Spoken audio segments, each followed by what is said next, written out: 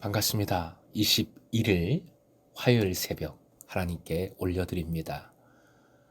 함께 찬송가 315장 부르십니다.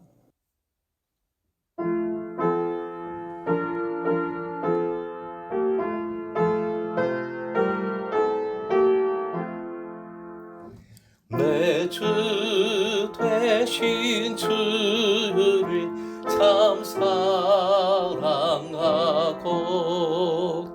곧 그에게 죄를 다고합니다. 그 은혜를 주신 내 예수시니 이전보다 더욱 사랑합니다. 그 영광의 나라 나 들어가서 그 풍성한 은혜 늘 감사하리. 그 멸류관 수고 나 찬송할 말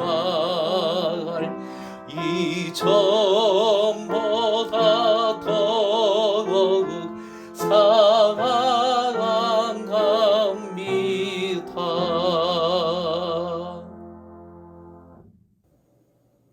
오늘 말씀 마태복음 26장 6절에서 13절, 6절부터 13절까지의 말씀입니다. 함께 읽겠습니다.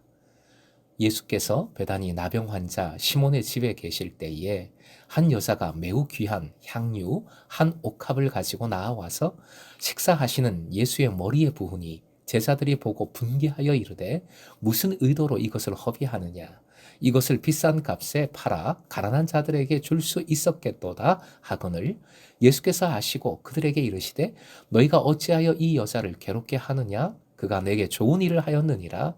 가난한 자들은 항상 너희와 함께 있거니와 나는 항상 함께 있지 아니하리라.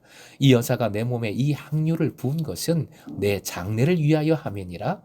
내가 진실로 너에게 이르노니 온 천하에 어디서든지 이 복음이 전파되는 곳에서는 이 여자가 행한 일도 말하여 그를 기억하리라 하시니라. 오늘의 기도 제목, 사랑으로 아낌없이 행할 때 주님의 역사하심을 보게 하소서. 사랑으로 아낌없이 행할 때 주님의 역사하심을 보게 하소서. 첫 구절인 6절, 베다니가 나옵니다. 베다니는 예루살렘의 이웃한 마을로서 예루살렘의 순례자가 많을 때에는 순례자들이 이곳에 거처를 마련했습니다. 예수께서도 밤에는 베다니에, 낮에는 예루살렘에서 시간을 보내셨지요. 나병 환자 시몬, 이것은 아마도 별명이었을 것입니다. 예수님에 의해서 이 사람이 치료를 받았을 가능성이 매우 큽니다. 시간적으로는 바로 앞에서 사내 들인에 모인 종교 지도자들이 예수님을 죽일 음모를 꾸민 시기입니다. 따라서 오늘 말씀은 죽음을 목전에 둔 상태에서 일어난 일이고 예수님의 죽음과 직결되는 사건임을 맥락 자체가 암시해 줍니다.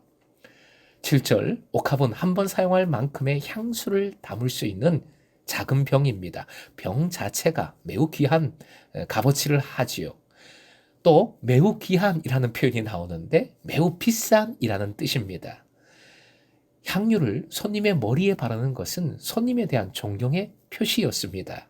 8절부터 9절, 제자들의 반응을 볼 때 이 여인은 단순히 존경의 표시로서 향수를 바른 정도가 아니라 전체를 쏟아 부었습니다. 마가복음 14장 5절에서는 이 값어치가 100데나리온 넘는 양이라고 했습니다. 100데나리온이라고 하면 한 노동자의 1년 품삯에 가까운 값입니다. 엄청난 가격입니다. 그래서 제자들은 분노했습니다. 분개하여 이르되라고 표현을 하고 있죠. 이들이 이 욕심을 낸 것이 아닌가 생각할 수도 있겠고, 또는 조금 더 좋게 보면 정의감 때문이라고 볼 수도 있겠습니다. 어쨌든 제자들은 산술적으로만 여인의 행동을 계산하고 있습니다. 10절, 제자들의 비판은 매우 거셌지요. 이 여인의 마음을 괴롭게 했을 것입니다. 하지만 예수께서는 제자들과 반대로 이 여인의 행동을 칭찬하고 계십니다. 11절, 이 말씀은 구세가 중요하지 않다는 뜻이 아닙니다. 지금 예수께서는 죽음을 바로 앞에 두고 있습니다. 예수께 살아생전 경배를 드릴 수 있는 기회가 더 이상 없을 수 있습니다. 여인은 후에 가난한 이웃 얼마든지 도울 수 있어요. 하지만 예수님을 경배하는 이 일은 놓치면 끝입니다. 결국 이 여인은 주님을 사랑하러 하는 이 행동을 통하여 가장 중요한 일을 행하고 있는 것입니다. 그런데 예수께서는 12절, 이러한 여인의 행동의 숨은 의미를 말씀해 주십니다. 유대적인 관습에 의하면 시신은 향유로 씻겨져야 했습니다. 이 여인은 자신도 알지 못하는 동안에 예수 그리스도의 장례를 위해서 준비를 한 것입니다.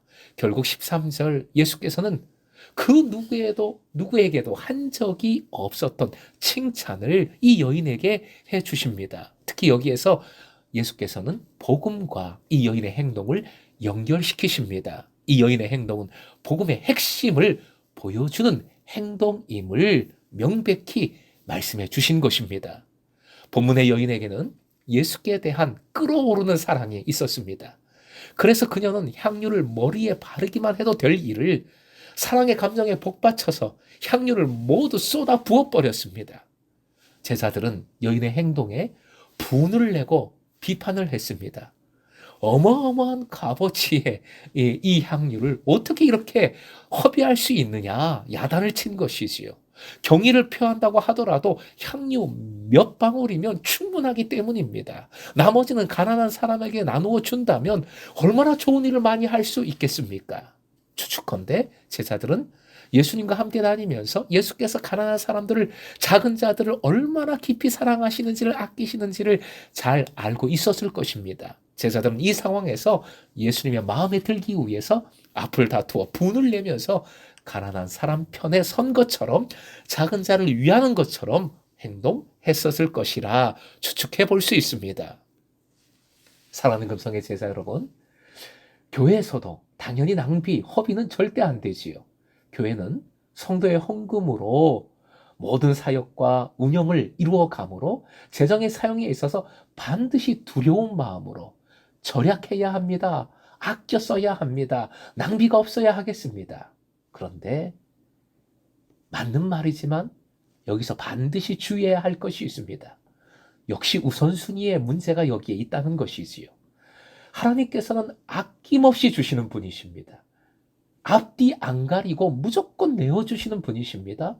무모할 정도로 부어주시는, 은혜를 베풀어 주시는 하나님이십니다. 그래서 팀 켈러는 심지어 탕부 하나님이라고까지 표현을 했습니다. 무모할 정도로 헤프고 하나도 남김없이 다 써버리시는 하나님이심을 탕부 하나님이라는 표현으로 잘 보여주고 있는 것이지요. 독생자까지 아끼지 않으신, 그 무모할 정도로 헤프고 하나도 남기지 않으시고 다 쏟아 부어 주시는 아낌없는 사랑만이 구원을 이루는 것이고 인류의 소망이 되는 것이지요. 바로 이것이 중요합니다. 이것에 우선순위가 있어야 한다는 것이지요.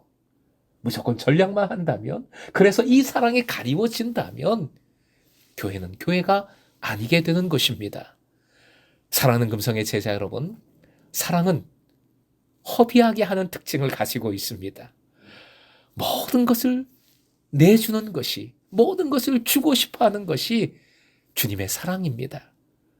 이 여인은, 오늘 본문의 여인은 예수께로부터 받은 사랑과 은혜에 감격하여 향유를 다 부어버리는 엄청난 낭비로 보이는 넘치는 보답을 자신의 사랑으로 예수님께 드렸습니다.